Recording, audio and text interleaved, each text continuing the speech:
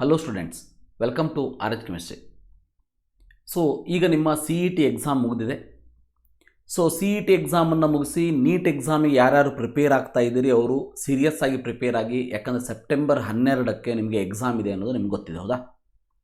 ಇದರ ಮಧ್ಯೆ ಯಾರ್ಯಾರು ನೀಟ್ ಎಕ್ಸಾಮನ್ನು ಬರೀತಾ ಇಲ್ಲ ಅಥವಾ ನೀಟ್ ಎಕ್ಸಾಮ್ ಆದ ಮೇಲೆ ವಿದ್ಯಾರ್ಥಿಗಳಾದ ನೀವು ಸಿ ಇ ಟಿ ಎಕ್ಸಾಮನ್ನು ಬರೆದವರು ಏನು ಮಾಡಬೇಕು ಅಂತಂದರೆ, ರಿಸಲ್ಟ್ ನಿಮಗೆ ಆಲ್ಮೋಸ್ಟ್ ಸೆಪ್ಟೆಂಬರ್ 20 ತನಕ ಕೊಡ್ಬೋದು. ಅಷ್ಟರೊಳಗೆ ಕೀ ಆನ್ಸರ್ ರಿಲೀಸ್ ಮಾಡ್ತಾರೆ, ಇವೆಲ್ಲ ಪ್ರೊಸೆಸ್ ಇದ್ದೇ ಇರ್ತದೆ. ಬಟ್ ಇದಿಷ್ಟರ ಮಧ್ಯೆ ಕೌನ್ಸಿಲಿಂಗಿಗೆ ಬೇಕಾಗುವಂಥ ಡಾಕ್ಯುಮೆಂಟ್ಸನ್ನು ನೀವು ರೆಡಿ ಇಟ್ಕೊಳ್ಳಿ. ನಾನು ಹೇಳೋದಿಷ್ಟೇ, ನೆನ್ಪಿಟ್ಕೊಳ್ಳಿ, ಈ ಎಲ್ಲ ಡಾಕ್ಯುಮೆಂಟ್ಸನ್ನು ನಾವು ಈಗಲೇ ರೆಡಿ ಮಾಡಿ ಇಟ್ಕೊಂಡ್ಬಿಟ್ರೆ ಮುಂದೆ ಕಡಿಮೆ ಸಮಯ ಇರ್ತದೆ. ಕೌನ್ಸಿಲಿಂಗಿಗೆ ಒಂದು ನೋಟಿಫಿಕೇಶನ್ ರಿಲೀಸ್ ಮಾಡ್ತಾರೆ, ಇವೆಲ್ಲ ಡಾಕ್ಯುಮೆಂಟ್ಸನ್ನು ರೆಡಿ ಇಟ್ಕೊಳ್ಳಿ ಅಂತ ಹೇಳ್ತಾರೆ. ಅದಕ್ಕೆ ಬಹಳಷ್ಟು ದಿನ ಟೈಮನ್ನು ಕೊಡೋದಿಲ್ಲ. ನಿಮ್ಮ ಹತ್ರ ಇದು ಯಾವುದೇ ಒಂದು ಡಾಕ್ಯುಮೆಂಟ್ಸ್ ಇಲ್ಲ ಅಂತ ಅಂದರೆ ಮುಂದೆ ಟೆನ್ಷನ್ ಮಾಡ್ಕೋತೀರಿ, ಪ್ಯಾನಿಕ್ ಆಗುವಂಥ ಚಾನ್ಸಸ್ ಇರ್ತದೆ. ಸೊ ಅದಕ್ಕೋಸ್ಕರ ನನ್ನ ಒಂದು ಸಜೆಷನ್ ಅಂತ ಅಂದರೆ, ಮುಂದೆ ನಿಮಗೆ ಯಾವುದೇ ಟೆನ್ಷನ್ ಬೇಡ, ಈಗಲೇ ಈ ಎಲ್ಲ ಡಾಕ್ಯುಮೆಂಟ್ಸನ್ನು ರೆಡಿ ಇಟ್ಕೊಳ್ಳಿ. ಯಾವ್ಯಾವ ಡಾಕ್ಯುಮೆಂಟ್ಸ್ ಅಂತೇಳಿ ಕರೆಕ್ಟಾಗಿ ಹೇಳ್ತಾ ಹೋಗ್ತೀನಿ, ಅದನ್ನು ಒಂದು ಕಡೆ ಬರ್ಕೊಳ್ಳಿ. ಆ ಒಂದಷ್ಟು ಡಾಕ್ಯುಮೆಂಟ್ಸ್ಗಳನ್ನು ಯಾವ್ಯಾವ ಪರ್ಫಾರ್ಮಾದಲ್ಲಿ ಅದನ್ನು ತೆಗೆಸಬೇಕು ಅನ್ನೋದನ್ನು ಕೂಡ ಹೇಳ್ತೀನಿ, ಯಾರ ಹತ್ರ ತೆಗೆಸಬೇಕು ಅನ್ನೋದನ್ನು ಕೂಡ ಹೇಳ್ತೀನಿ. ಕಂಪ್ಲೀಟ್ ಆದ ಇನ್ಫಾರ್ಮೇಷನ್ ನಾನು ನಿಮಗೆ ಕೊಡ್ತೀನಿ. ನಿಮ್ಮ ಫ್ರೆಂಡ್ಸ್ಗಳು ಕೂಡ ಇದನ್ನು ಶೇರ್ ಮಾಡಿ. ಯಾಕಂದರೆ ಭಾಳಷ್ಟು ಜನ ವಿದ್ಯಾರ್ಥಿಗಳು ನಾನು ಹಿಂದಿನ ವರ್ಷ ನೋಡಿದ ಹಾಗೆ ಕೊನೆ ಕ್ಷಣದಲ್ಲಿ ಏನಾಗ್ತದೆ, ಯಾವುದೋ ಒಂದು ಸ್ಟಡಿ ಸರ್ಟಿಫಿಕೇಟ್ ಆಗಲಿ ಅಥವಾ ಯಾವುದೋ ಒಂದು ಮಾರ್ಕ್ಸ್ ಕಾರ್ಡನ್ನು ತೊಗೊಂಡು ಬರುವಂಥ ಪ್ರೊಸೆಸ್ ಆಗಲಿ, ಇವೆಲ್ಲ ತೊಗೊಂಡು ಬರೋಕ್ಕೆ ಹೋದಾಗ ಟೈಮ್ ಆಗುವಂಥ ಚಾನ್ಸ್ ಇರ್ತದೆ. ಆವಾಗ ಇಮ್ಮಿಡಿಯೇಟಾಗಿ ಆಗದೇ ಇರ್ಬೋದು. ಮುಂದೆ 3ನೇ ವೇವ್ ಬಂದು 3rd ವೇವ್ ಬಂದುಬಿಟ್ಟು ಕೊರೋನಾದಿಂದಾಗಿ ನಿಮಗೆ ಆಫೀಸ್ಗಳೆಲ್ಲ ಕ್ಲೋಸ್ ಆಗ್ಬೋದು. ಇವೆಲ್ಲ ಟೆನ್ಷನ್ನೇ ಬೇಡ ಅಂತಂದರೆ you have to become tension free no itself. NEET exam ಇದ್ದವರು ನೀಟ್ ಎಕ್ಸಾಮ್ ಮುಗಿದ ಮೇಲೆ ಮಾಡಿ. ನೀಟ್ ಎಕ್ಸಾಮ್ ಇಲ್ಲ, ಆಲ್ರೆಡಿ ಸಿ ಇ ಟಿ ಬರೆದಿದ್ದೀವಿ, ಟೆನ್ಷನ್ ಫ್ರೀ ಆಗಿದ್ದೀವಿ, ಇದಕ್ಕೂ ನೀವು ಟೆನ್ಷನ್ ತೊಗೊಳ್ಳೋಂಥ ಅವಶ್ಯಕತೆ ಇಲ್ಲ. ಡಾಕ್ಯುಮೆಂಟ್ಸನ್ನು ರೆಡಿ ಇಟ್ಕೊಂಡ್ಬಿಡಿ ಈಗಾಗಲೇ. ಸೊ ನಿಮಗೆ ಯಾವುದೇ ರೀತಿ ಟೆನ್ಷನ್ ಮುಂದೆ ಇರೋದಿಲ್ಲ. ಹಾಗಾದರೆ ಯಾವ್ಯಾವ ರೀತಿ ಡಾಕ್ಯುಮೆಂಟ್ಸ್ ಇರಬೇಕು ಕರೆಕ್ಟಾಗಿ ನೋಡ್ತಾ ಹೋಗಿ. First point is that final print of C E T 2020 online application form. ನೀವೇನಾದರೂ ಆಲ್ರೆಡಿ ಎಡಿಟೆಡ್ ಮಾಡಿದರೆ edited copy in case of editing application ಗೊತ್ತಿರಲಿ. ಇದು ಫಸ್ಟ್ ಇಂಪಾರ್ಟೆಂಟ್ ಪಾಯಿಂಟ್. ಎರಡನೇದು ನಿಮ್ಗೆ ಆಲ್ರೆಡಿ ಗೊತ್ತಿದೆ, second one C E T admission ticket. ಈಗ ಹೇಳ್ತಾ ಇದ್ದೀನಿ, ಭಾಳಷ್ಟು ಜನ ವಿದ್ಯಾರ್ಥಿಗಳು ಲಾಸ್ಟ್ ಇಯರ್ ಏನು ಪ್ರಾಬ್ಲಮ್ ಆಗಿತ್ತು ಅಂತಂದರೆ, ಅವರು ಎಷ್ಟು ಬೇಜವಾಬ್ದಾರಿತನದಿಂದ ಹೇಳ್ತಾರೆ, sir C E T 2020 admission ticket, so ಇಲ್ಲಿ 2021 ಅಂತ ಆಗಬೇಕು, ಲಾಸ್ಟ್ ಇಯರ್ ಇದೆ ಆ್ಯಕ್ಚುಲಿ. 2021 ಅಡ್ಮಿಷನ್ ಟಿಕೆಟ್ ಸರ್ ನಾನು ಕಳ್ಕೊಂಡ್ಬಿಟ್ಟಿದ್ದೀನಿ, ಈಗ ಹೇಗೆ ತೊಗೊಳ್ಳಿ, ಎಲ್ಲೋ ಇಟ್ಬಿಟ್ಟಿದೆ, ಕಳೆದು ಇಷ್ಟು ಯಾಕೆ ಬೇಜವಾಬ್ದಾರಿತನದಿಂದ ನೀವು ವರ್ತಿಸ್ತೀರಿ? ಸೊ ಬೇಜವಾಬ್ದಾರಿ ಬೇಡ. ಅಡ್ಮಿಷನ್ ಟಿಕೆಟ್ ನಿಮ್ಮ ಹತ್ರ ಇದೆಯಾ, ಒಂದು 4 ಕಾಪಿಯನ್ನು ಜೆರಾಕ್ಸ್ ಮಾಡಿ ಇಟ್ಕೊಳ್ಳಿ. ಆದರೆ ಇಲ್ಲಿ ನಮಗೆ ಒರಿಜಿನಲ್ಲೇ ಬೇಕು, ಒರಿಜಿನಲನ್ನು ಕರೆಕ್ಟಾಗಿ ಒಂದು ಕಬೋರ್ಡಲ್ಲಿ ಇಟ್ಬಿಡಿ. ಮೂರನೇದಾಗಿ ಗೊತ್ತಿರಲಿ, SSLC R 10th marks card ನಮಗೆ ಬೇಕು. ಮೂರನೇದಾಗಿ SSLC 10th marks card compulsory ಬೇಕು. ನಾಲ್ಕನೇದಾಗಿ ಸೆಕೆಂಡ್ PUC ಅಥವಾ 12th ಮಾರ್ಕ್ಸ್ ಕಾರ್ಡ್ ಬೇಕು ನಮಗೆ. ಸೊ ಇದು ನಿಮಗೇನಾದರೂ ಒರಿಜಿನಲ್ ಮಾರ್ಕ್ಸ್ ಕಾರ್ಡ್ ಆಲ್ರೆಡಿ ಬಂದಿದ್ದರೆ ಫೈನ್. ಒರಿಜಿನಲ್ ಮಾರ್ಕ್ಸ್ ಕಾರ್ಡ್ ಇಲ್ಲ ಅಂತಂದರೆ ನೀವು ಇಂಟರ್ನೆಟ್ಟಿಂದ ಡೌನ್ಲೋಡ್ ಮಾಡಿರುವಂಥ ಮಾರ್ಕ್ಸ್ ಕಾರ್ಡನ್ನು ತೊಗೊಂಡು ಬಂದರೆ it will not be accepted. Remember, ಅಂದರೆ ನೀವು ಇಂಟರ್ನೆಟ್ಟಿಂದ ಡೈರೆಕ್ಟಾಗಿ ಡೌನ್ಲೋಡ್ ಮಾಡ್ಕೊಂಡಿರ್ತೀರಿ, ಅದನ್ನು ತೊಗೊಂಡು ಬಂದು ಸಬ್ಮಿಟ್ ಮಾಡಿದ್ರೆ ಯಾರೂ ತೊಗೊಳ್ಳೋದಿಲ್ಲ. ಅದಕ್ಕಾಗಿ ಏನು ಮಾಡಬೇಕು, ಒರಿಜಿನಲ್ ಮಾರ್ಕ್ಸ್ ಕಾರ್ಡ್ ಬಂದಿಲ್ಲ ಅಂದರೆ ಇನ್ನೂ ಇದಕ್ಕೊಂದು ಸ್ವಲ್ಪ ವೆಯ್ಟ್ ಮಾಡ್ಬೋದು ನೀವು. ಸೊ 4th ಪಾಯಿಂಟಿಗೆ ಏನಿದೆಯಲ್ಲ, you can wait up to September last week. ನನಗನ್ಸೋ ಪ್ರಕಾರ ಸೆಪ್ಟೆಂಬರ್ ಲಾಸ್ಟ್ ವೀಕ್ ಒಳಗಡೆ ನಿಮಗೆ ಈ ಒಂದು ಮಾರ್ಕ್ಸ್ ಕಾರ್ಡ್ ಬಂದುಬಿಡ್ತದೆ. ಬಂದಿಲ್ಲ ಅಂತ ಅಂದರೆ ಸೊ ನೀವೇನು ಮಾಡಬೇಕು, ನಿಮ್ಮ ಕಾಲೇಜಿಗೆ ಹೋಗಿಬಿಟ್ಟು ಒಂದು ಪ್ರೊವಿಷನಲ್ ಮಾರ್ಕ್ಸ್ ಕಾರ್ಡ್ ಕೊಡಿ ಅಂತ ಹೇಳಬೇಕು. ನೆನ್ಪಿಟ್ಕೊಳ್ಳಿ, ಪ್ರೊವಿಷನಲ್ ಮಾರ್ಕ್ಸ್ ಕಾರ್ಡನ್ನು ನಿಮ್ಮ ಕಾಲೇಜ್ದವರು ಕೊಡ್ತಾರೆ, ಅದರ ಮೇಲೆ ಪ್ರಿನ್ಸಿಪಲ್ ಸೈನ್ ಮಾಡಿಸಿ ಕೊಡ್ತಾರೆ, ಇನ್ಸ್ಟಿಟ್ಯೂಷನ್ ಸೀಲ್ ಹಾಕಿ ಕೊಡ್ತಾರೆ. ಸೊ ಅದು valid document. So second PUC 12th marks card wait until September last weak.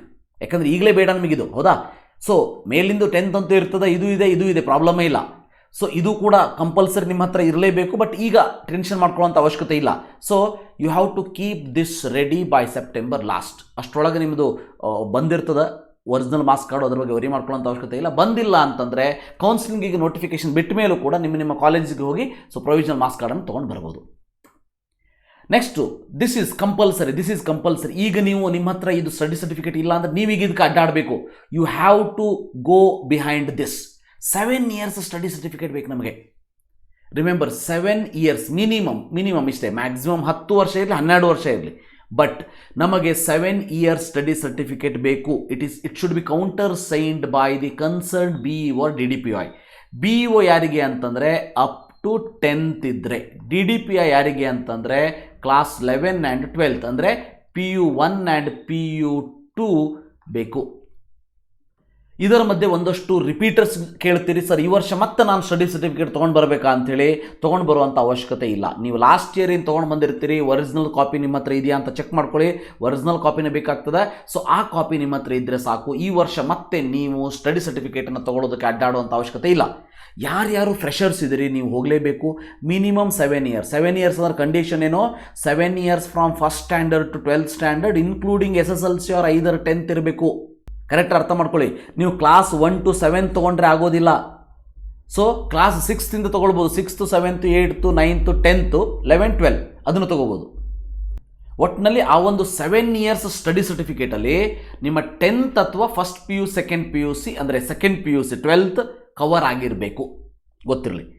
So ಭಾಳಷ್ಟು ಜನ ವಿದ್ಯಾರ್ಥಿಗಳು ಸರ್ ಹೇಳಿದರು, ಸರ್ ನಾನು 1 to 5th ಕಲ್ತಿರೋದು ಅಥವಾ 1 to 7th ಕಲ್ತಿರುವಂಥ ಸ್ಕೂಲು ಈಗ ಇಲ್ಲ, ನಾ ಏನು ಮಾಡಬೇಕು ಅಂದರೆ ಆ ಒಂದು ಸ್ಕೂಲ್ ಏನಿದೆ ಅದನ್ನು ಮುಚ್ಚಲಾಗಿದೆ, ನಾ ಏನು ಮಾಡಬೇಕು? ಸೊ ಗೊತ್ತಿರಲಿ, ಈ ರೀತಿ ಮುಚ್ಚಿರುವಂತಹ ಸ್ಕೂಲು ಕೂಡ ಅವ್ರು ಏನು ಮಾಡಿರ್ತಾರೆ ಅಂತಂದರೆ ತಮ್ಮೆಲ್ಲ ಡಾಕ್ಯುಮೆಂಟ್ಸನ್ನು ಒಂದು ಹತ್ತಿರದ ಸ್ಕೂಲಿಗೆ ಅಥವಾ BEO ಆಫೀಸಿಗೆ ಕಳಿಸ್ಕೊಟ್ಟಿರ್ತಾರೆ. ನೀವು ಆ ಒಂದು ತಾಲೂಕಿನ BEO ಆಫೀಸರಿಗೆ ಹೋಗಿ ಭೇಟಿಯಾಗಿ ಕೇಳಬೇಕು, ಸರ್ ನಾನು ಕಲಿತಂತಹ 1 to 5th ಅಥವಾ 1 to 7th ಸ್ಕೂಲ್ ಏನಿದೆ ಅದು ಈಗ ಕ್ಯಾನ್ಸಲ್ ಆಗಿದೆ, ಮುಚ್ಚಲಾಗಿದೆ. ಸೊ ಅಂದರೆ ನಾನೀಗ ಏನು ಮಾಡಬೇಕು, ನನಗೆ ಸ್ಟಡಿ ಸರ್ಟಿಫಿಕೇಟ್ ಬೇಕು ಅಂತ ಹೇಳಿ ನೀವು ಕೇಳಬೇಕಲ್ಲಿ. ಸೊ ಕೇಳಿದಾಗ ಅವರೊಂದು ಸೊಲ್ಯೂಷನ್ನ ಕೊಡ್ತಾರೆ. ಜನರಲಿ ಏನಾಗ್ತದೆ, ಯಾವುದೋ ಒಂದು ಸ್ಟೂಡೆಂಟ್ ಸ್ಟ್ರೆಂತ್ ಇಲ್ಲ ಅಂಥೇಳಿ ಮುಚ್ಚಲ್ಪಟ್ಟಿದ್ದರೂ ಕೂಡ ಪಕ್ಕದ ಒಂದು ಸ್ಕೂಲಿಗೆ ಎಲ್ಲ ಡಾಕ್ಯುಮೆಂಟ್ಸನ್ನು ಕೊಟ್ಟಿರ್ತಾರೆ. ಅಂದರೆ ಯಾವ ಒಂದಷ್ಟು ಜನ ಹುಡುಗರು ಲಾಸ್ಟ್ ಬ್ಯಾಚ್ ಏನಿರ್ತದಲ್ಲ ಆ ಬ್ಯಾಚನ್ನು ಬೇರೆ ಕಾಲೇಜಿಗೆ ಬೇರೆ ಸ್ಕೂಲಿಗೆ ಕಂಟಿನ್ಯೂ ಮಾಡಿರ್ತಾರೆ. ಸೊ ಅಲ್ಲಿ ನಿಮ್ಮ ಸ್ಟಡಿ ಸರ್ಟಿಫಿಕೇಟನ್ನು ತೊಗೊಳ್ಬೋದು. ಅದಕ್ಕೆ ನೀವು ನಿಮ್ಮ BEO ಹತ್ರ ಭೇಟಿಯಾಗಿ, ರಿಮೆಂಬರ್ 1 to 5th ಆದರೆ ಪ್ರಾಬ್ಲಮ್ ಇಲ್ಲ, ಯಾಕಂದರೆ ನಿಮಗೆ 6th ಕ್ಲಾಸ್ 12th ಸಿಕ್ಕರೂ ಕೂಡ 7 years ಆಗಿಬಿಡ್ತು, ಹೌದಾ? ಸೊ ಒಂದಷ್ಟು ಜನ ಏನು ಮಾಡಿರ್ತೀರಿ, so class 1st and 2nd ಒಂದು ಸ್ಕೂಲಲ್ಲಿ ಕಲ್ತಿರ್ತೀರಿ, 3rd to 8th ಒಂದು ಸ್ಕೂಲಲ್ಲಿ ಕಲ್ತಿರ್ತೀರಿ, 8th to 10th ಒಂದು ಸ್ಕೂಲಲ್ಲಿ ಕಲ್ತಿರ್ತೀರಿ, PU1 to PU2 ಒಂದು ಕಾಲೇಜಲ್ಲಿ ಕಲ್ತಿರ್ತೀರಿ. ರಿಮೆಂಬರ್ ಇವು 4 ಕಡೆ ನೀವು ಅಡ್ಡಾಡಿ ಈ ಸ್ಟಡಿ ಸರ್ಟಿಫಿಕೇಟನ್ನು ರೆಡಿ ಮಾಡ್ಕೋಬೇಕು. ಸೊ ಸ್ಟಡಿ ಸರ್ಟಿಫಿಕೇಟ್ ಪರ್ಫಾರ್ಮ್ ಏನಿರಬೇಕು ಅಂತಲೂ ಕೂಡ ನಾನು ನಿಮಗೆ ತೋರಿಸ್ತೀನಿ. ಎಡಿಷನ್ ಟು ದ್ಯಾಟ್ ನಿಮ್ಮ ಸ್ಕೂಲಿಗೆ ಅಥವಾ ಕಾಲೇಜಿಗೆ ಹೋದರೆ ಅವ್ರು ಆಲ್ರೆಡಿ ಅವ್ರ ಹತ್ರ ಒಂದು ಪರ್ಫಾರ್ಮ್ ಇರ್ತದೆ, ಅವ್ರು ಮಾಡಿಕೊಡ್ತಾರೆ ನಿಮಗೆ.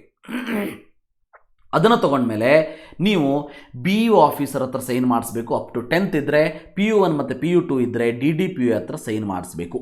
ಕಂಪಲ್ಸರಿ ಅವ್ರ ಹತ್ರನೇ ಸೈನ್ ಮಾಡಿಸ್ಬೇಕು, ಗೊತ್ತಿರಲಿ. Addition to this, remember CBSE ICSE ಇದವರು ಏನಾದರೂ ಇದ್ದರೆ, ನೀವೇನಾದರೂ CBSE ಕ್ಲಾಸ್ 10th ವರೆಗೆ ಕಲ್ತಿದ್ದೀರಿ ಅಥವಾ ಕೇಂದ್ರೀಯ ವಿದ್ಯಾಲಯಗಳಂಥದ್ರಲ್ಲಿ ICSE CBSEಯನ್ನು ಕ್ಲಾಸ್ 12 ವರೆಗೆ ಕಲ್ತಿದ್ದೀರಿ ಅಂತಂದರೆ ಇದರಲ್ಲಿ BEO ಮತ್ತು DDPO ಸೈನ್ ಅವಶ್ಯಕತೆ ಇರೋದಿಲ್ಲ. ನಿಮಗೆ ಡೈರೆಕ್ಟಾಗಿ ಕಾಲೇಜಿಂದ ಅಥವಾ ಸ್ಕೂಲಿಂದ ಏನು ತೊಗೋತೀರಿ ಅದು ಇನಫ್ ಆಗ್ತದೆ. But if you have studied state board, ನಿಮಗೆ ಸೊ ಸ್ಟಡಿ ಸರ್ಟಿಫಿಕೇಟ್ ಕಾಲೇಜಿಂದ ತೊಗೊಂಡ ಮೇಲೆ BEO ಸೈನ್ ಮಾಡಿಸ್ಬೇಕು ಮತ್ತು DDPO ಸೈನ್ ಮಾಡಿಸ್ಬೇಕು ಅನ್ನೋದು ಗೊತ್ತಿರಲಿ.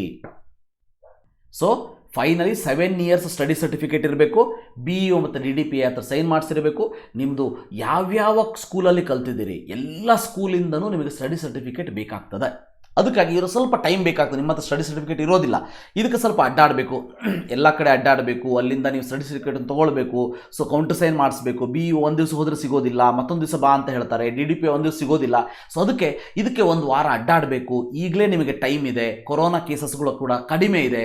ಸೊ ನಿಮ್ಮ ಒಂದು ಆರೋಗ್ಯದ ಒಂದು ಜವಾಬ್ದಾರಿ ತೊಗೊಂಡು ನೀವು ಸ್ವಲ್ಪ ಕೇರ್ ತೊಗೊಂಡು ಎಲ್ಲ ಕಡೆ ಅಡ್ಡಾಡಿ ನಿಮ್ಮ ಪೇರೆಂಟ್ಸ್ಗೆ ಅಟ್ಲೀಸ್ಟ್ ಹೇಳಿ ಅವರಾದರೂ ಹೋಗಲಿ. ಸೊ ಸ್ಟಡಿ ಸರ್ಟಿಫಿಕೇಟನ್ನು ರೆಡಿ ಮಾಡಿ ಇಟ್ಕೊಂಡು ಬಿಡಲಿ. ಇದು ಕಂಪಲ್ಸರಿ ಬೇಕಾಗಿರುವಂಥ 5 ಇಂಪಾರ್ಟೆಂಟ್ ಪಾಯಿಂಟ್. ಮುಂದಿನದು ನೋಡಿ, you have to make it ready if applicable. ಎಲ್ಲರಿಗೂ ಅಪ್ಲಿಕೇಬಲ್ ಆಗೋದಿಲ್ಲ ಇದು, only if applicable. First one ನೋಡಿ, income certificate. Income certificate including general merit candidate ಕೂಡ ಇನ್ಕಮ್ ಸರ್ಟಿಫಿಕೇಟಿಗೆ ಹಾಕಿರ್ತಾರೆ. ಅಥವಾ ಸೂಪರ್ ನ್ಯೂಮರರಿ ಕೋಟಾ, SNQ ಕೋಟಾದವರಿಗೆ ಏನಾದರೂ ಬೇಕಂತಂದರೆ annual income less than 8 lakh ಇದೆ ಅಂಥೇಳಿ ನೀವು ಸೊ ಇನ್ಕಮ್ ಸರ್ಟಿಫಿಕೇಟನ್ನು ರೆಡಿ ಮಾಡ್ಕೋಬೇಕು. ಗೊತ್ತಿರಲಿ, ಇದನ್ನು ಆಲ್ರೆಡಿ ನೀವು ರೆಡಿ ಮಾಡ್ಕೊಂಡಿರಲೇಬೇಕು. ಯಾಕಂತಂದರೆ ಸೊ ನಿಮ್ಮ ಒಂದು RD ನಂಬರ್ನ ಅಲ್ಲಿ ಕೇಳಿರ್ತಾರೆ KCET ಅಪ್ಲಿಕೇಶನ್ ಫಾರ್ಮ್ ಹಾಕಬೇಕಾದ್ರೆ. ಸೊ ಹಾಗೇನಾದರೂ ಅದು ಡೇಟ್ ಬಾರ್ ಆಗೋದಕ್ಕೆ ಬಂದಿದ್ದರೆ, ಈ ಸೆಪ್ಟೆಂಬರಲ್ಲಿ ಅದು ಡೇಟ್ ಬಾರ್ ಆಗ್ತದ ಅಂತಂದರೆ ಇನ್ನೊಂದಕ್ಕೆ ಅಪ್ಲಿಕೇಶನ್ ಕೊಟ್ಟುಬಿಡಿ. ಓಕೆ, ಯಾಕಂದರೆ ಅದು ಅಪ್ ಟು ಡೇಟ್ ಇರಬೇಕಾಗ್ತದೆ. ಅದಾದಮೇಲೆ so income certificate from the concern tahsildar ತೊಗೊಳ್ಬೇಕಾಗ್ತದೆ. SC/ST category 1 GM candidates, those who have applied for the income certificate, so income certificate should be made it separately. ಗೊತ್ತಿರಲಿ. ಅದಾದಮೇಲೆ cost income certificate ಏನಿದೆ ಅದನ್ನು, cost ಮತ್ತು income certificate ಎರಡು ಬಂದುಬಿಡ್ತದೆ ನಿಮಗೆ, ಹೌದಾ? 2A 2B 3A 3B category ಸ್ಟೂಡೆಂಟ್ಸ್ಗಳಿಗೆ. So ಮತ್ತೆ will be considered for supernumerary ಕೋಟಾಕ್ಕೆ ಬೇಕು ಅಂತಂದರೆ ಕಾಸ್ಟ್ ಇನ್ಕಮ್ ಸರ್ಟಿಫಿಕೇಟ್ ನಿಮಗೆ ಬೇಕಾಗ್ತದೆ. ಇವೆಲ್ಲದು ಕಂಡೀಷನ್ ಏನು? ಅಪ್ಲಿಕೇಶನ್ ಫಾರ್ಮಲ್ಲಿ ನೀವು ಎಸ್ ಅಂತ ಕೊಟ್ಟಿದರೆ ಮಾತ್ರ. ಈಗ ಹೊಸದಾಗಿ ನಿಮಗೆ ಇದು ಅಪ್ಲಿಕೇಬಲ್ ಆಗೋದಿಲ್ಲ, ಗೊತ್ತಿರಲಿ. ಅಪ್ಲಿಕೇಶನ್ ಫಾರ್ಮಲ್ಲಿ ನೀವು ಎಸ್ ಅಂತ ಕೊಟ್ಟಿದ್ದರೆ ಮಾತ್ರ ಇವೆಲ್ಲ ನೀವು ರೆಡಿ ಇಟ್ಕೊಳ್ಬೇಕೆ ಹೊರತು ಉಳಿದವರು ಟೆನ್ಷನ್ ತೊಗೊಳ್ಳೋಂಥ ಅವಶ್ಯಕತೆ ಇಲ್ಲ. ಇನ್ನು ಕನ್ನಡ ಮೀಡಿಯಂ ಸರ್ಟಿಫಿಕೇಟು ಕಂಪಲ್ಸರಿಯಾಗಿ ಗೊತ್ತಿರಲಿ. 10 ವರ್ಷ ಕಂಪ್ಲೀಟಾಗಿ 1 to 10th ನೀವು ಕನ್ನಡ ಮೀಡಿಯಮ್ದಲ್ಲೇ ಕಲ್ತಿರಬೇಕು. ಅದರಲ್ಲಿ 1 ವರ್ಷ ನೀವು ಕನ್ನಡ ಮೀಡಿಯಂ ಕಲ್ತಿಲ್ಲ ಅಂತಂದ್ರೂ ಅವಶ್ಯಕತೆ ನಿಮಗೆ ಉಪಯೋಗಕ್ಕೆ ಬರೋದಿಲ್ಲ, ಗೊತ್ತಿರಲಿ. ಸೊ 1 to 10th ಕಂಪಲ್ಸರಿಯಾಗಿ ಕನ್ನಡ ಮೀಡಿಯಮಲ್ಲಿ ಕಲ್ತಿರಬೇಕು. ಸೊ ಕನ್ನಡ ಮೀಡಿಯಮಲ್ಲಿ ಕಲ್ತಿರೋದ್ರ ಬಗ್ಗೆ ಇದಕ್ಕೂ ಕೂಡ ಒಂದು ಪರ್ಫಾರ್ಮ ಇದೆ, ತೋರಿಸ್ತೀನಿ. ಅದನ್ನು head of the education institution ಅಂದರೆ ನಿಮ್ಮ ಸ್ಕೂಲಿಗೆ ಹೋಗಿ ಆ ಸರ್ಟಿಫಿಕೇಟನ್ನು ಮಾಡಿಸ್ಕೊಂಡ ಮೇಲೆ ಅದನ್ನು BEO ಅಥವಾ DDPO ಹತ್ರ ಸೈನ್ ಮಾಡಿಸ್ಕೊಂಡು ರೆಡಿ ಇಟ್ಕೋಬೇಕು. So very important Kannada medium. ಇದು ಕೂಡ ಯಾರ್ಯಾರು ಎಸ್ ಹಾಕಿದ್ದಾರೆ ಅವರಿಗೆ. ಸೊ ಒಂದಷ್ಟು ಮಂದಿ ಏನು ಮಾಡಿಬಿಡ್ತಾರೆ, ತಪ್ಪಿ ಎಸ್ ಅಂತ ಹಾಕಿಬಿಡ್ತಾರೆ. ಅಂಥವರು ಕೂಡ ನಿಮ್ಮದೇನೂ ಅಪ್ಲಿಕೇಶನ್ ರಿಜೆಕ್ಟ್ ಆಗೋದಿಲ್ಲ, ಗೊತ್ತಿರಲಿ. ನಿಮ್ಮ ಹತ್ರ ಇದ್ದರೆ ಕೊಡಿ. ನೀವು ಅದಕ್ಕೆ ಅಪ್ಲಿಕೇಬಲ್ ಆಗೋದಿಲ್ಲ ಅಂದರೆ ಕೊಡೋದಕ್ಕೆ ಹೋಗಬೇಡಿ. ಆವಾಗ ನಿಮ್ಮನ್ನು ನಾವು ಕನ್ನಡ ಮೀಡಿಯಮ್ದಲ್ಲಿ ಕನ್ಸಿಡರ್ ಮಾಡೋದಿಲ್ಲ ಅಷ್ಟೇ.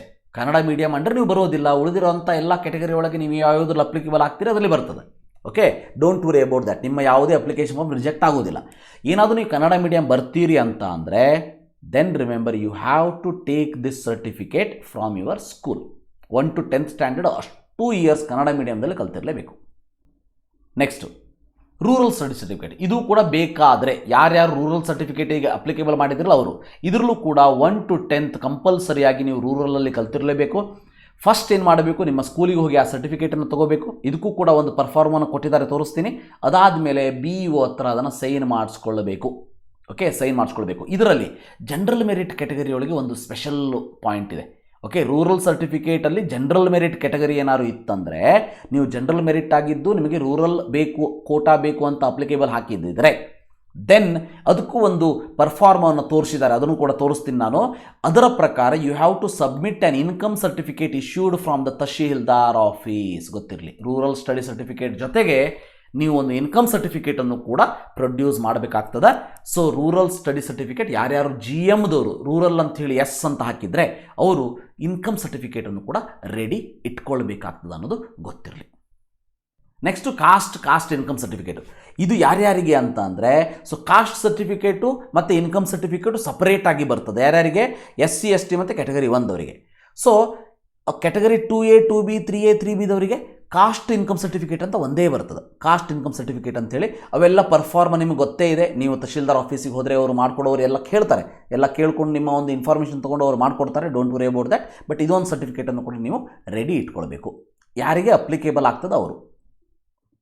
ನೆಕ್ಸ್ಟು ಹೈದರಾಬಾದ್ ಕರ್ನಾಟಕ ರೀಜನ್ದವರು 371J ಅಪ್ಲಿಕೇಶನ್ ಫಾರ್ಮನ್ನು ರೆಡಿ ಇಟ್ಕೋಬೇಕು. ಗೊತ್ತಿರಲಿ, ಇದು 371J ಏನಿದೆಯಲ್ಲ ಎನಾಕ್ಸರ್ ಎದೊಳಗೆ ಎಲಿಜಿಬಲ್ ಸರ್ಟಿಫಿಕೇಟ್ ಅಂತ ಏನು ಹೇಳ್ತೀವಿ ಅದನ್ನು ಕನ್ಸರ್ನ್ಡ್ ಅಸಿಸ್ಟೆಂಟ್ ಕಮಿಷನರ್ ಹತ್ರ ತೊಗೊಂಡು ಬರಬೇಕು ಅನ್ನೋದು ಗೊತ್ತಿರಲಿ. ಹೈದರಾಬಾದ್ ಕರ್ನಾಟಕ ರೀಜನ್ ಇದು ಅಪ್ಲಿಕೇಬಲ್ ಆಗೋದು ಯಾರಿಗೆ? ಒಂದು ಬಳ್ಳಾರಿ, ಬೀದರ್, ಗುಲ್ಬರ್ಗಾ, ರಾಯಚೂರು, ಕೊಪ್ಪಳ ಆ್ಯಂಡ್ ಯಾದಗಿರಿ ತಾಲೂಕು, ಯಾದಗಿರಿ ಜಿಲ್ಲೆ, ಇಷ್ಟು ಜಿಲ್ಲೆಯವರಿಗೆ. ಸೊ ಇದರ ಜೊತೆಗೆ ವಿಜಯನಗರ ಅಂತ ಈ ವರ್ಷ ಹೊಸದಾಗಿ ಆಗಿದೆ, ಹೌದಾ? ಸೊ ಇಷ್ಟು ಜಿಲ್ಲೆಯವರೆಗೆ ಹೈದರಾಬಾದ್ ಕರ್ನಾಟಕ ಬೇಕು ಅಂತ ಅಂದರೆ ನೀವು ಈ ಸರ್ಟಿಫಿಕೇಟನ್ನು ಕನ್ಸರ್ನ್ಡ್ ಅಸಿಸ್ಟೆಂಟ್ ಕಮಿಷನರ್ ಹತ್ರ ತೊಗೊಳ್ಬೇಕಾಗ್ತದೆ. ಇದು ಕೂಡ ಯಾರಿಗೆ ಅಪ್ಲಿಕೇಬಲ್ ಆಗ್ತದೆ ಅವರು.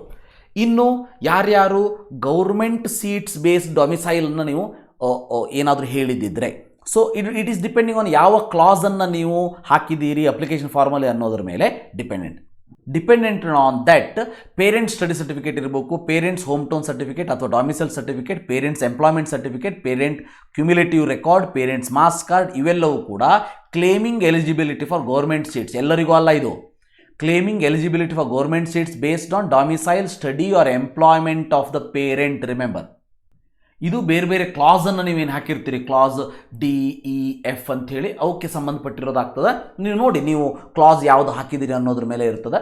ದೆನ್ ಇನ್ನೊಂದು ನೋಡಿ, ಡ್ಯೂಲಿ ಸ್ವಾರ್ನ್ ಅಫಿಡವಿಟ್ ಮಾಡಿಸ್ಬೇಕು. ಯಾರು? ಹೂ ಕ್ಲೇಮ್ಸ್ ಎಲಿಜಿಬಿಲಿಟಿ ಅಂಡರ್ ಹೊರನಾಡು ಗಡಿನಾಡು ಕನ್ನಡಿಗರು ಏನಾದ್ರು ಇದ್ದರೆ ಕ್ಲಾಸ್ ಸಿ ಮತ್ತು ಕ್ಲಾಸ್ ಡಿದಲ್ಲಿ ಬರೋರು ರಿಗಾರ್ಡಿಂಗ್ ಮದರ್ ಟಂಗ್ ನೀವೊಂದು ಅಫಿಡವಿಟನ್ನು ಮಾಡಿಸಬೇಕಾಗ್ತದೆ. ಸೊ ಅದರ ಒಂದು ಪರ್ಫಾರ್ಮವನ್ನು ಕೂಡ ನಾನು ಕೊಟ್ಟಿರ್ತೀನಿ. ಇನ್ನು ಐಡೆಂಟಿಟಿ ಕಾರ್ಡ್ 13th ಒನ್ ಯಾರಿಗೆ, ಇದು only for Jammu Kashmir migrant ಕೋಟಾದವರಿಗೆ, ಜಮ್ಮು ಕಾಶ್ಮೀರದ ಮೈಗ್ರೆಂಟ್ ಆದವರಿಗೆ ಮಾತ್ರ identity card issued by jurisdictional deputy commissioner ಬೇಕಾಗ್ತದೆ. ಇದಿಷ್ಟು ಸರ್ಟಿಫಿಕೇಟ್ಗಳು ನಿಮ್ಮ ಹತ್ರ ರೆಡಿ ಇರಲಿ. ನಿಮಗೆ ಯಾವ್ಯಾವುದು ಅಪ್ಲಿಕೇಬಲ್ ಆಗ್ತದೆ ಅಂತ ನೋಡ್ಕೊಳ್ಳಿ, ಅದು ನಿಮಗೆ ಗೊತ್ತಿರ್ತದೆ. ಸೊ ಇದನ್ನು ನೋಡಿಕೊಂಡು ನೀವು ಎಲ್ಲ ಸರ್ಟಿಫಿಕೇಟನ್ನು ರೆಡಿ ಮಾಡಿ ಇಟ್ಕೊಂಡ್ಬಿಡಿ. ಸೊ ಮುಂದೆ ನಿಮಗೆ ಯಾವುದೇ ರೀತಿ ಟೆನ್ಷನ್ ಇರೋದಿಲ್ಲ. ಇಷ್ಟೇ ಸರ್ಟಿಫಿಕೇಟ್ ಬೇಕಾಗಿರೋದು. ಇದ್ರ ಜೊತೆ ಪರ್ಫಾರ್ಮ ಯಾವ ರೀತಿ ಇದೆ ಅನ್ನೋದನ್ನು ತೋರಿಸ್ತೀನಿ ನೋಡಿ. ಸೊ ಇಲ್ಲಿ ನೋಡ್ಬೋದು ನೀವು, ಫಸ್ಟ್ ಒಂದು ಸ್ಟಡಿ ಸರ್ಟಿಫಿಕೇಟ್ ಪರ್ಫಾರ್ಮ ಹಿಂಗೇ ಇರಬೇಕು ಅಂತೇನಿಲ್ಲ. ನಿಮ್ಮ ಒಂದು ಕಾಲೇಜ್ ಅಥವಾ ಸ್ಕೂಲಲ್ಲಿ ಯಾವ ರೀತಿ ಕೊಡ್ತಾರೆ ಅವೆಲ್ಲದೂ ಕೂಡ ವ್ಯಾಲಿಡ್ ಆಗ್ತದೆ ಅನ್ನೋದು ಗೊತ್ತಿರಲಿ. ಓಕೆ, ಇದು ಸ್ಟಡಿ ಸರ್ಟಿಫಿಕೇಟ್. ಇದಾದ ಮೇಲೆ ಗೊತ್ತಿರಲಿ, ಕನ್ನಡ ಮಾಧ್ಯಮದಲ್ಲಿ ವ್ಯಾಸಂಗ ಮಾಡಿದ ಬಗ್ಗೆ ದೃಢೀಕರಣ ಪತ್ರ ಅಂತ ಇದೆ ನೋಡಿ. ಈ ರೀತಿ ಒಂದು ಪ್ಯಾಟರ್ನ್ದಲ್ಲಿ ಇರಬೇಕಾಗ್ತದೆ. ಇದನ್ನು ಕೂಡ ನೀವು ನಿಮ್ಮ ಸ್ಕೂಲಿಗೆ ಹೋದಾಗ ಅವ್ರ ಹತ್ರ ಆಲ್ರೆಡಿ ಒಂದು ಪ್ಯಾಟರ್ನ್ ರೆಡಿ ಇರ್ತದೆ, ಅದರಲ್ಲಿ ಹಾಕಿ ಕೊಡ್ತಾರೆ ಅವರು, ಡೋಂಟ್ ವರಿ. ಇದು ನೋಡಿ, affidavit for the produced by the father mother of the Horanadu and Gadinadu Kannadiga, ಅವರಿಗೆ 20 ರೂಪೀಸ್ ಸ್ಟಾಂಪ್ ಪೇಪರ್ ಮೇಲೆ ಅವರು ಮದರ್ ಟಂಗ್ ಕನ್ನಡ ಅಂತ ಹೇಳಿ ಅವರು ಒಂದು ಈ ಸರ್ಟಿಫಿಕೇಟನ್ನು ಮಾಡಿಸ್ಬೇಕಾಗ್ತದೆ. ಗೊತ್ತಿರಲಿ, ಮದರ್ ಟಂಗ್ ಕನ್ನಡ, ತುಳು ಮತ್ತು ಕೊಡವ ಇದ್ದವರು. ಅದಾದಮೇಲೆ ನೋಡಿ, perform for defence personal under class 6E, ಯಾರ್ಯಾರು CRPF, CAPF ಡಿಫೆನ್ಸ್ ಪರ್ಸನಲ್ ಹಾಕಿರ್ತೀರಿ ಅವರಿಗೆ ಇದು ಅಪ್ಲೈ ಆಗ್ತದೆ. ಇದನ್ನು ಕೂಡ ನೋಡ್ಕೊಂಡಿರಿ. ಅದಾದಮೇಲೆ ಯಾರ್ಯಾರು ಸೂಪರ್ ನ್ಯೂಮರರಿ ಕೋಟಾ SNQ ಕೋಟಾದಲ್ಲಿ ಬೇಕು ಅಂತಂದರೆ ಆದಾಯ ವರಮಾನ ದೃಢೀಕರಣ ಪತ್ರವನ್ನು ನೀವು ಮಾಡಿಸಲೇಬೇಕಾಗ್ತದೆ, ಗೊತ್ತಿರಲಿ. ಇದರ ಜೊತೆ proforma for CAPF, CRPF, CISF, BSF, ITBB under class 6 of item 6 of chapter 1 of ಈ ಬ್ರೋಷರ್ ಅಂತ ಏನಿದೆ. ಸೊ ಇದು ಯಾರ್ಯಾರಿಗೆ ಅಪ್ಲಿಕೇಬಲ್ ಆಗ್ತದೆ, ಇದು ಅದರ ಪರ್ಫಾರ್ಮ. ಆ್ಯಂಡ್ ಆದಾಯ ವರಮಾನ ದೃಢೀಕರಣ ಪ್ರಮಾಣ ಪತ್ರ ಅಂದರೆ ಸೂಪರ್ ನ್ಯೂಮರರಿ ಕೋಟಾದವರಿಗೆ ಈ ರೀತಿ ಒಂದು ನಿಮ್ಮ ಒಂದು ಇನ್ಕಮ್ ಸರ್ಟಿಫಿಕೇಟನ್ನು ಮಾಡಿಸ್ಬೇಕಾಗ್ತದೆ. ಇದು ಕೂಡ ಆಲ್ರೆಡಿ ನೀವು ತಹಶೀಲ್ದಾರ್ ಆಫೀಸಿಗೆ ಹೋಗಿಬಿಟ್ರೆ ಅವ್ರು ರೆಡಿ ಇರ್ತದೆ, ಅವ್ರು ಕೊಡ್ತಾರೆ, ಅದನ್ನು ಫಿಲ್ ಮಾಡಿ ಕೊಟ್ಟರೆ ಆಯಿತು, ಗೊತ್ತಿರಲಿ. ಅದಾದಮೇಲೆ 371J. ಇಲ್ಲಿ 371J ಅಂದರೆ ಹೈದರಾಬಾದ್ ಕರ್ನಾಟಕ ಯಾರ್ಯಾರು ನಿಮಗೆ ಕೋಟಾವನ್ನು ನೀವು ಬೇಕು ಅಂತ ಹೇಳ್ತೀರಿ ಅದನ್ನು ಎಸ್ ಅಂತ ಹಾಕಿರ್ತೀರಿ, ಅವರಿಗೋಸ್ಕರ ಎಲ್ಲದೂ ಕೂಡ ನೋಡಿ. ಇಲ್ಲಿ ಇದನ್ನು ನೀವು ಉಪ ವಿಭಾಗಾಧಿಕಾರಿ ಅಂದರೆ ಅಸಿಸ್ಟೆಂಟ್ ಕಮಿಷನರ್ ಯಾರಿರ್ತಾರೆ ಅವರು ಇದನ್ನು ಸೈನ್ ಮಾಡಿ ಕೊಡ್ತಾರೆ. ಇದರ ಒಂದು ಪರ್ಫಾರ್ಮ್ ಏನಿದೆ ಇದು ಕೂಡ ನೀವು ತಹಶೀಲ್ದಾರ್ ಆಫೀಸಿಗೆ ಹೋದಾಗ ಅವರು ಎಲ್ಲ ತೋರಿಸ್ಬಿಡ್ತಾರೆ. ಸೊ ಇಲ್ಲ ಅಂದರೆ ಈ ರೀತಿ ನೀವು ಟೈಪ್ ಮಾಡಿಸ್ಬೇಕಾಗ್ತದೆ. ಇದರ ಒಂದು ಲಿಂಕನ್ನು ನಾನು ಡಿಸ್ಕ್ರಿಪ್ಷನ್ ಬಾಕ್ಸಲ್ಲಿ ಕೊಟ್ಟಿರ್ತೀನಿ. Then proforma for rural study certificate ನೋಡಿ, ರೂರಲ್ ಸ್ಟಡಿ ಸರ್ಟಿಫಿಕೇಟ್ ಈ ರೀತಿ ಇರಬೇಕಾಗ್ತದೆ, ಗ್ರಾಮೀಣ ವ್ಯಾಸಂಗ ಪ್ರಮಾಣ ಪತ್ರ ಅಂಥೇಳಿ.